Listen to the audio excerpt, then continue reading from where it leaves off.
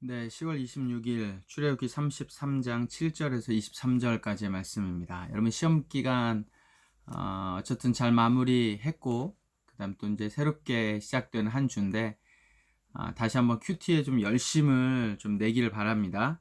그리고 26일부터 30일까지 31일까지 이제 우리가 출애굽기를 마무리하게 돼요.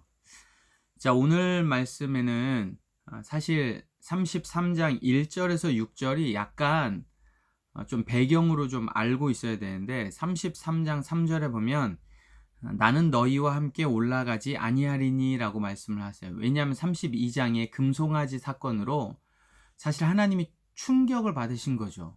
이 백성이 하나님이 그러니까 하나님을 대상으로 금송아지를 만든 거예요. 그러니까 이제 하나님은 보이지 않는 하나님인데 그것을 인간이 보이는 하나님으로, 그것도 우상을 통해서 하나님을 표현하게 됐고, 그리고 이제 그 주체가 또 아론이고, 이러다 보니까 32장의 금송아지 사건은 굉장히 중요한데, 여기에 이제 하나님께서 물론 32장의 모세의 기도를 통해서 그들을 다 진멸하지는 않겠다라고 약속을 하셨지만 33장 3절에 너희와 함께 올라가지 못하겠다. 왜냐하면 올라가는 도중에, 그러니까 가나안 땅으로를 얘기하는 거예요. 가나안 땅으로 가지 못하겠다. 가나안 땅으로 가는 도중에 너희가 또 죄를 지으면 정말 진멸할까. 그러니까 왜냐하면 32장에 모세에게 다시는 이 백성을 진멸하지 않겠다고 약속을 하셨는데, 그러다가 또 죄를 지으면 어떻게 할 거예요? 또 하나님이 진노하실 것 같으니까 내가 너희와 함께 올라가지 않겠다라고 말씀을 하시는 장면이 이제 33장 1절부터 6절까지예요. 그런데 이제 오늘 말씀이 7절부터 시작이 됩니다. 근데 이제 여기에 여러분 한 가지 헷갈리면 안 되는 게 회막이라는 표현이 나오죠. 7절의 회막, 8절의 회막 두 번, 9절의 회막, 10절의 회막이 나오는데, 이 회막은 진 밖에 쳐져 있는 거예요. 그리고 아직 여러분 우리가 성막은 아직 만들지 않았잖아요. 성막을 만든 게 어디냐면 출애굽기 40장에 성막을 만들었어요. 그러니까 아직 성막이 만들어지기 전에 이 회막이라는 게 뭐냐를 볼 때, 이 회막은 임시적으로 그냥 모세나 여러 사람들이 하나님을 예배하던 곳이다. 그러니까 임시적인 회막이라 생각이 되어져요. 이제 본격적인 완전한 성막이 만들어지기 전에 하나님을 예배했던 곳이 회막인 것 같고, 8절과 10절에 보면 장막이라는 표현이 나오는데, 이제 여기에 보면 백성이 각기 장막 문에 서서라고 하는 건, 이제 이 장막이라는 건 백성들이 살던 텐트라고 여러분 생각하시면 됩니다. 자, 그리고 나서 이제 12절부터 23절까지 보면 핵심은 12절에 모세가 여호와께 아뢰어라고 이야기를 해요. 그리고 14절에 보면 여호와께서 이르시되라고 이야기를 하고, 15절에 보면 모세가 다시 여호와께 아뢰되, 그 다음에 17절에 보면 여호와께서 모세에게 이르시되, 18절에 보면 모세가 이르되, 19절에 여호와께서 이르시되, 20절에 또 이르시되, 21절에 여호와께서 또 이르시되. 그러니까 여호와와 모세가 1절부터 33장 1절부터 6절까지 하나님이 이제는 내가 너희와 함께 올라가지 않겠다라는 말을 가지고 12절부터 23절까지 모세하고 하나님하고 대화하는 장면이에요. 대화하는 장면. 자, 하나씩 한번 보겠습니다. 12절에 보면 모세가 여호와께 아뢰되, 무슨 말이냐면 쉽게 이야기하면 12절부터 13절이 그거예요. 33장 2절에 하나님께서 내가 올라가지 않고 그냥 사자를 너에게 보내주겠다라고 얘기했거든요. 그러니까 모세가 그 말을 받아와서 12절에 아니 그러면 나와 함께 보내실 자가 누굽니까? 저에게 지시하지 아니하시나이까? 라고 하는 말은 뭐 안 알려주십니까?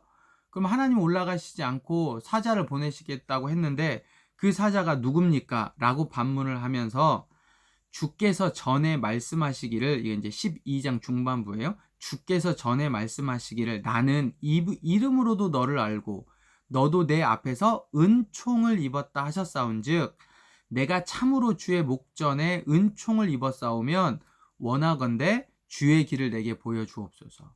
하나님, 정말 하나님이 올라가시지 않고 사자만 보내시겠다고 하셨는데 이전에도 계속 저에게 은총을 베풀겠다고 말씀하셨잖아요. 근데 정말 이번에 은총을 베푸실 거면 주님의 길을 내게 보여주십시오. 정말 주님의 계획이 뭡니까? 진짜 안 올라가실 겁니까? 진짜 사자만 보내실 겁니까? 정말 하나님의 계획을 보여주십시오라고 모세가 아주 다짜고짜 하나님 앞에 이야기를 하는 거예요. 그래서 주의 길을 내게 보이사 내게 주를 알리시고 나로 주의 목전에서 은총을 입게 하시며 이 족속을 주의 백성으로 여기시옵소서. 정말 주님이 은총을 베푸시겠다고 약속을 하셨는데 그 은총을 베푸셔서 우리와 함께 가시지요 라는 말이에요. 그 사자를 보내시겠다고 하신 말씀 이거 철회하시고 내가 너희와 함께 올라가지 않겠다라는 말 이거 철회하시고 주님 은총을 베푸셔서 우리와 함께 가시지요 라는 말이에요. 그런데 그러니까 14절에 여호와께 이르시되 내가 친히 가리니 내가 너를 쉬게 하리라. 이 말이 무슨 말이냐면 내가 친히 가리라 라는 말에 2인칭으로 쓰여졌어요. 그러니까 내가 너와 함께 가리라 라고 말씀하시는 거예요. 너와. 그러니까 오케이 좋았어. 그러면 내가 너와만 갈게 라는 말이에요. 그러니까 이스라엘 백성들하고는 계속해서 같이 가지 않고 내가 너와는 갈게. 내가 너를 쉬게 하고 너를 보호하고 너는 지켜줄게 라는 말이에요. 그러니까 15절에 모세가 여호와께 아뢰되 주께서 친히 가시지 아니하려거든 우리를 이곳에서 올려보내지 마옵소서. 주님께서 나와만 가겠다고 하시면 저 싫습니다. 우리와 같이 가지 않으면 같이 함께 하시지 않으려면 우리를 가나안 땅으로도 인도하지 마세요 라는 말이에요. 그래서 16절에 나와 주의 백성이 주의 목전에 은총을 입은 줄을 무엇으로 알릴까? 주께서 우리와 함께 행하심으로 나와 주의 백성을 천하 만민 중에 구별하심이 아니니까. 하나님이 은총을 베푸시겠다 우리에게 약속하셨죠? 그러면 그 은총을 베푸신다는 건 뭐냐면 우리와 함께 가시는 거예요 라고 이야기를 하는 거예요. 17절에 그러자 이제 여호와께서 모세에게 이르시되 오케이 알겠다. 내가 너와 그리고 이스라엘 백성과 함께 가겠다. 그리고 이제 너는 내 목전에 은총을 입었고 내가 내 이름으로 너를 알미라 라고 말씀하시면서 은총 이야기를 다시 하시는 거예요. 그러니까 하나님께서 오케이 내가 너희와 함께 가겠다라고 하시면서 하나님의 계획을 바꾸시는 거죠. 그러니까 이스라엘과 함께 하시겠다고 하시는 거예요. 그러자 18절에 모세가 주의 영광을 내게 보이소서. 그러면 쉽게 이야기하면 표징을 보여달라라는 거예요. 이거 어디에도 나와 있었어요? 모세에게 출애굽기의 3장에 가시나무 떨기에서 이제 애굽으로 바로 앞에 보내려고 할 때 표징을 보여달라고 한단 말이죠. 표징을 표징을 보여달라고 했던가요? 아니면 하나님이 표징을 보여주셨잖아요. 그죠? 어떤 표징이에요? 지팡이를 뱀으로 바꾸게 하시고 그 다음에 손을 문둥병이 옷에 넣으면 문둥병이 되고 밖으로 빼면 또 이제 손에 문둥병이 사라진 나병이 사라진 이런 이제 표징을 보여주셨단 말이죠. 그거를 또 이야기하는 거예요. 모세가 주의 영광을 내게 보이소서. 쉽게 이야기하면 정말 하나님의 약속의 표징을 보여주십시오. 이러니까 이제 19절부터 20절 또 21절에 여호와께서 표징을 보여주셨는데 그게 맨 뒤에 보면 23절에 보면 내가 내 등을 볼 것이요 얼굴은 보지 못하리라. 그러니까 하나님의 얼굴을 보면 모두가 다 죽기 때문에 얼굴은 보지 못하지만 모세에게 하나님의 모습을 보여줬어요.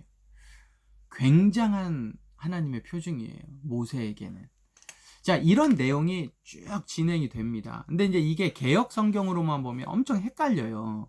헷갈려서 여러분 할 수만 있으면 이제 쉬운 성경을 좀 보시고, 쉬운 성경을 보더라도 조금 헷갈리는데 제가 쭉 설명을 해드리는 거예요. 이거는 모세와 하나님과의 정말 인격적인 대화입니다. 인격적인 대화. 이 대화를 다시 한번 정리를 여러분 꼭 제 큐티를 보면서 정리를 좀 한번 하시고요. 이 하나님과의 인격적인 대화는 모세의 특권이에요. 모세의 특권. 이것을 통해서 하나님과 이스라엘의 관계가 회복이 되어집니다. 그리고 이제 34장에 넘어가면 다시 돌판 2개를 통해서 10계명을, 언약의 가장 기본을 하나님이 다시 만들어 주시겠다라는 거예요.